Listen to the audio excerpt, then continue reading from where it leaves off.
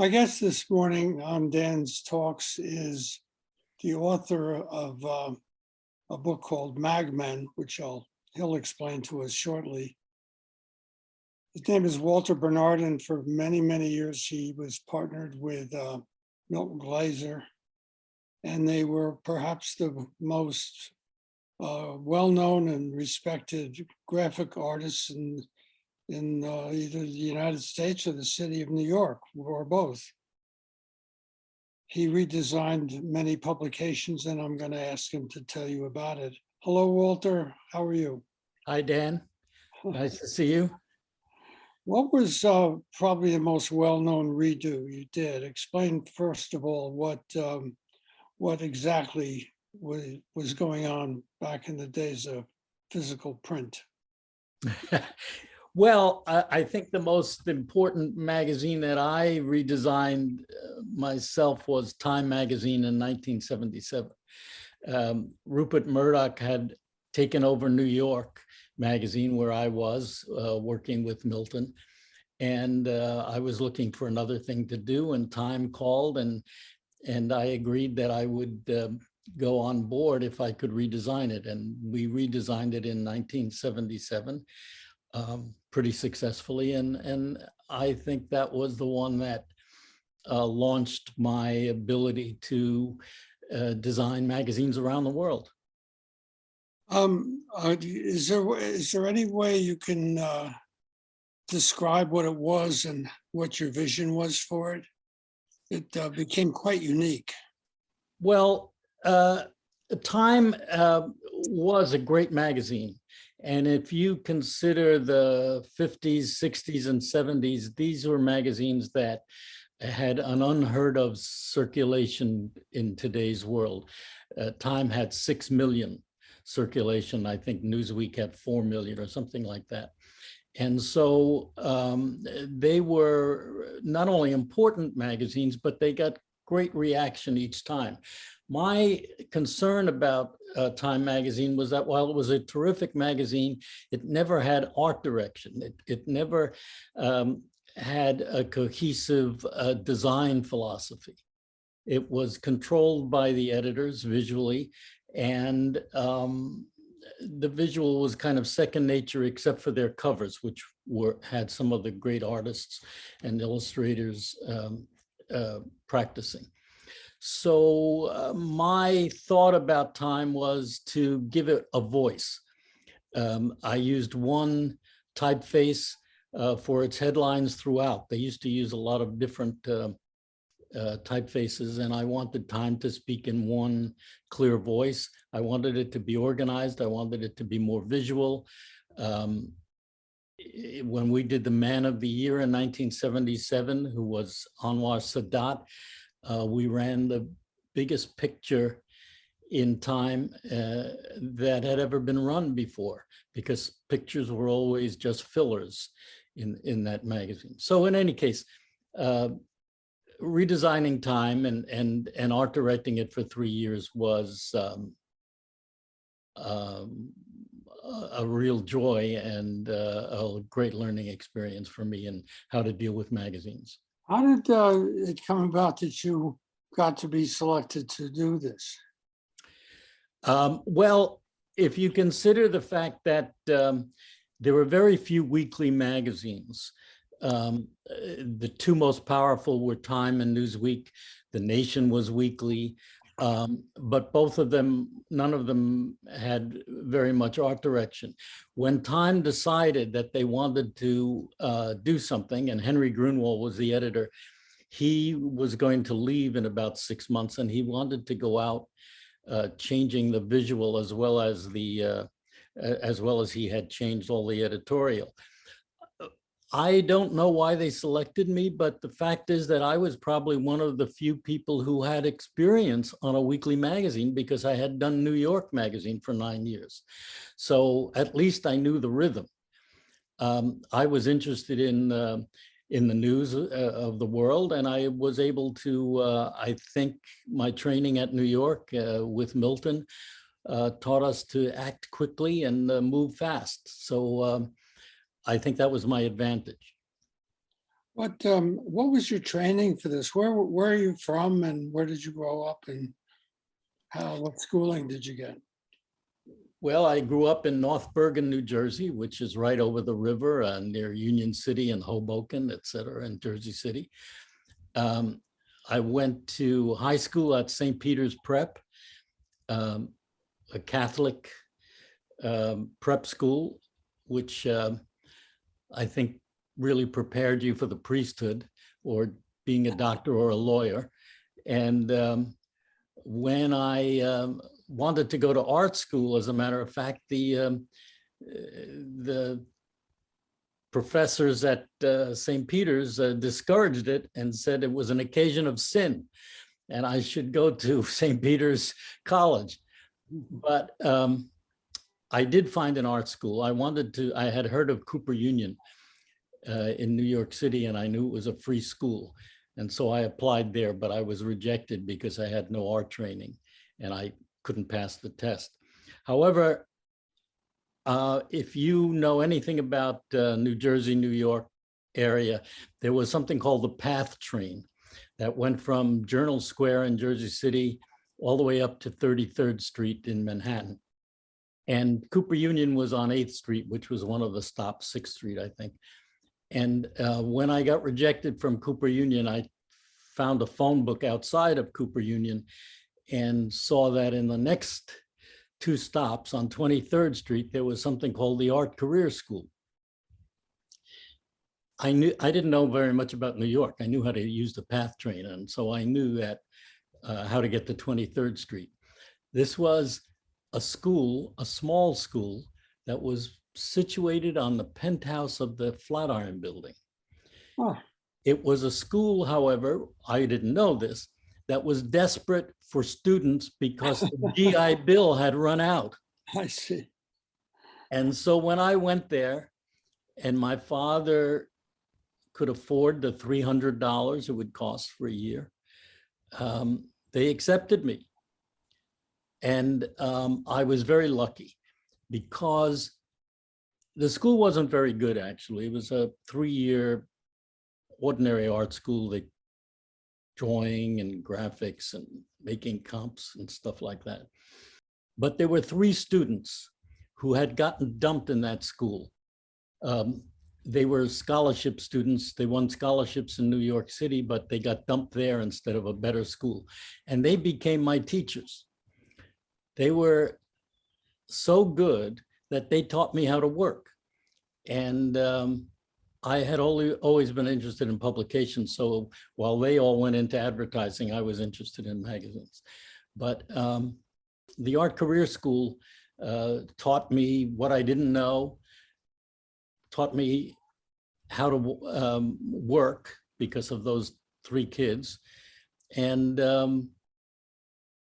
introduced me to another school that was down the street called the School of Visual Arts down on 23rd Street, which I then went to at night to take some classes. I remember that school well because I took a class there with Blackman and Slackman about. That's right.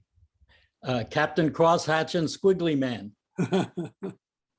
So, and did you meet Milton there? Yes, I loved magazines when I was a kid and also through school. My favorite magazine was Esquire at the time, and the art director was Henry Wolfe. And I knew he was the art director because when he did a cover, he signed it right on the cover. So I thought that would be great to be the art director of a magazine.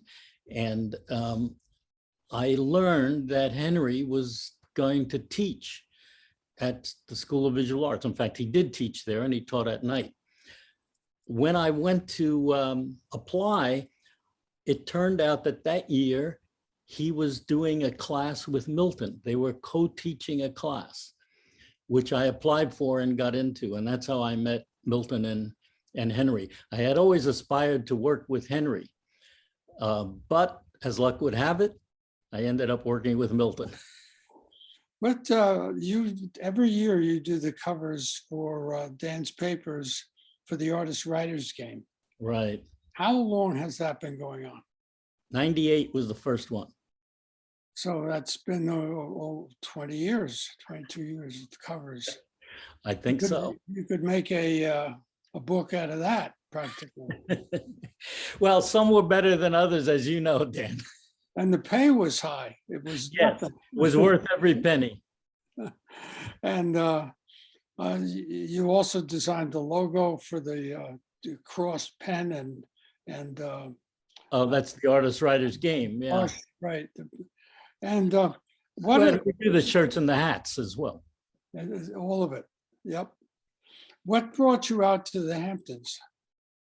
Well, I think I was invited here by a boss of mine at one of my first jobs, Ingenue magazine, and when I was about 20 years old, I guess in the early 60s. And her name was Eileen Hunt. She had a house in Amagansett, invited Bina, my wife, and I for a weekend, and we loved it out here. And when we got married, we started to look around here, and we loved Bridgehampton. It was this one town that was still a farming town. As you know, it had 5 gas stations on the main street. 6. You count the one toward Watermill.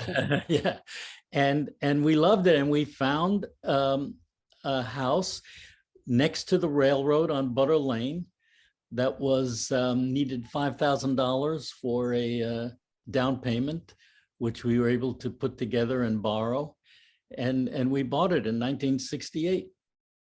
Did you move here permanently and have your No. studio out here? You kept an apartment in Manhattan there too. And I worked at New York Magazine and Time and all those places, and those days, even before computers, you could not do work remotely. By the way, and I'll bet you remember this, but on Butter Lane, one year, must have been 25 years ago, there is that underpass with the There's still railroad. an underpass. Yeah. And on the south side of that underpass, someone had erected a yellow street sign that said underpants. A pair of underpants on it.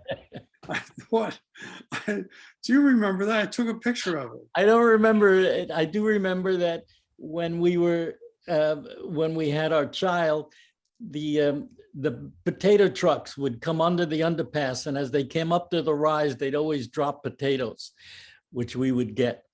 And also that place to this day still floods when it rains. Yes, it does. Getting back to all of the work you've done, you mentioned you've done magazine redos all around the world. What are some of the others you've done? Well, Fortune magazine, The Atlantic in the US. We did a lot of newspapers too, and I did a magazine in Tokyo, and we did magazines in France and Paris, L'Espresso and Lear, and in Italy, another Espresso. We did the newspapers in Barcelona, La Vanguardia, O Globo in Rio de Janeiro. I think I've done, Milton and I and myself independently have probably done, I think we counted over 100 magazines and newspapers. Wow. And that's a lot of work. And But I like working out here. I mean, now that I'm practically retired, I do a few other things. I did the Hampton Dock Fest logo, and as you know, the East End Children's Fund, and well, all of the or much of this is in this book that you and Milton put together, which well, Magman is a book about 50 years of magazine making. Yes, it's not about magnets or No, it's mag is for magazines. and it's a wonderful title because it reminds you of Mad Men. Mad Men. Yes. What do you like to do in the Hamptons when you're out here? What are some of your favorite things? aside from playing tennis as much as I can now to get exercise. As a matter of fact, I'm playing tennis today at 12. Um, Obviously, I like the restaurants, but what's great is that we now live in a house that I built a studio over a garage, and I can not only do some work there, but I can paint there. And I try to spend a lot of time doing that, aside from Dan's covers. What else in the different villages? Do you go to the beach much, or? Yeah, we get our beach permits, and we have our grandkids out here. They use the beach a lot more than I do, but we do. And I obviously go to Bay Street once in a while, and the new SAG Cinema. I do like, I haven't been in a long time to the East Hampton Cinema. I miss that. I used to love going to East Hampton, but I haven't been there as much since COVID. Yeah, they've had to readjust the pond, as you know, and the swans have not come back yet. Oh. They're the ultimate critics. And they just don't like it, I guess. Oh, is it the water or the redesign of the shape of the pond? They did not design redesign the shape. What they did was they decided to clean it all out because there was red tide getting into it. I see. And in doing so, they replaced some of the sidewalls of it. It's actually a fake pond. It was originally, of course, yeah.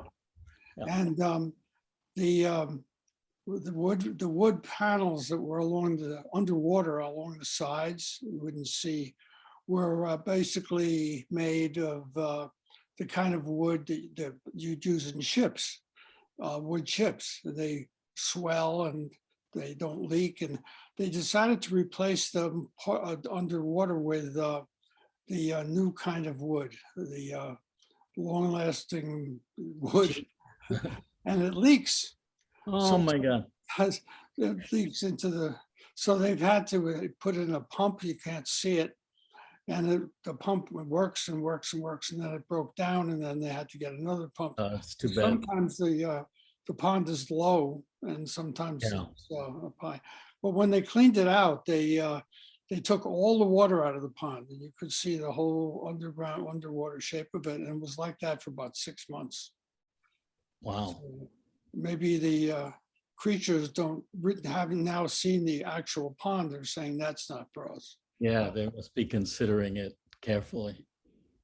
Well, I do love East Hampton as well. I mean, Bridgehampton is my favorite area, but I look forward to, well, not only do we go to the artist writers game there, but this year I'll be at authors night, because they're, the charity in which the library benefits from book sales. Oh, it's great. I'll come see you.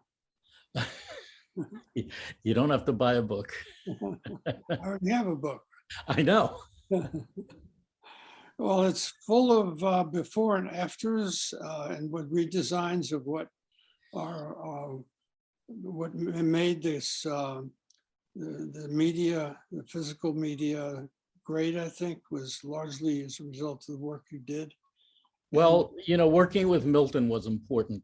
He's probably the greatest graphic designer of the 20th century, partially the 21st, but regrettably he died on his birthday at 90 years old in 2020. But he was a great teacher. He was my teacher in any case for most of my life, and a great friend. But to have worked with somebody who was so quick and so fast and so creative and a brilliant artist at the same time was just an amazing journey. And the 9 years I spent with him at New York Magazine was my training for time. And then after 5 years of separation, we formed another company called WBMG and worked for another 25 years together, which you will see in that book. He loved, he loved to travel, and he was known throughout the world. So we got some jobs like the great Jimmy Goldsmith hired us to do a new magazine he bought in France. And he loved Milton so much that he named his racehorse My Friend Milton. Well, I'll leave you with that. So Okay, thank you Dan. very much.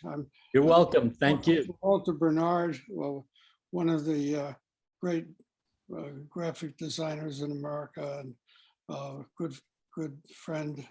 And I'll see you at the Artist Writers Game, if not before. Good. Thank you. I appreciate it. Bye-bye. Bye.